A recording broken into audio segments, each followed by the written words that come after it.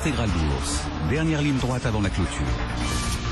Frédéric Rosier est avec nous, conseiller chez Mescart Gestion Privée. Bonsoir Frédéric. Bonsoir. Bon, pas sûr qu'on y voit beaucoup plus clair à l'issue de l'Eurogroupe. Je parle évidemment du feuilleton grec. Oui, on n'a rien compris. Entre des ministres qui viennent les mains dans les poches et d'autres qui souhaitent continuer à discuter sur quelque chose qui n'est pas présenté, c'est compliqué à y voir un peu plus clair.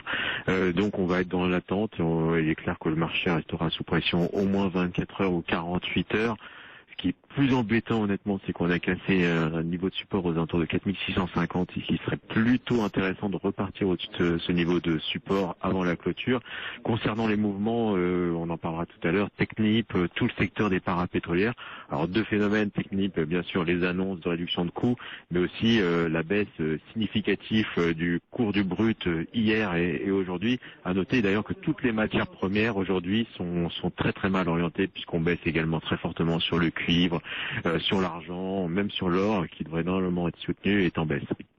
Bon, effectivement, baisse généralisée de la plupart des actifs. Puis alors sur les indices actions, effectivement, il y a des niveaux techniques un peu partout. Sur le S&P 500 aussi, là, on est en train de passer sous la moyenne mobile 200 jours. Enfin voilà, il y a plein de niveaux techniques surveillés également par les gérants. Merci beaucoup Frédéric. On vous retrouve en fin de séance dans une demi-heure maintenant. Le Club de la Bourse dans un instant, et puis on va suivre évidemment.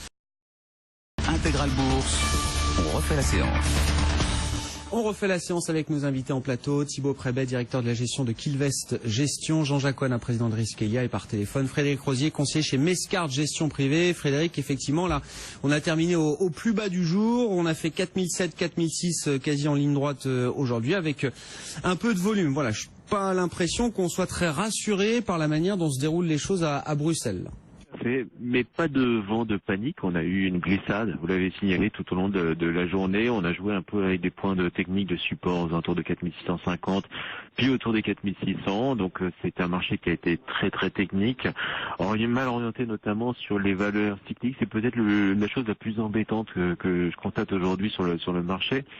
C'est la baisse très importante des matières premières, le marché chinois qui continue sa dégringolade, le pétrole qui est dans cette situation, effectivement, après le quasi-sell-off qu'on a eu hier, continue sa mauvaise orientation, et donc on se met à vendre des cycliques. Alors a-t-on un doute sur la croissance mondiale? C'est vrai qu'on peut faire le raccourci assez rapidement, notamment que les valeurs défensives, même si bien sûr elles sont dans le négatif, ont eu tendance à surperformer, comme les Danone par exemple, les Pernod Ricard, les L'Oréal, Sanofi, tout ça a beaucoup mieux performé que le marché, ont été dans le territoire positif d'ailleurs une bonne partie de la journée pour céder en fin de journée.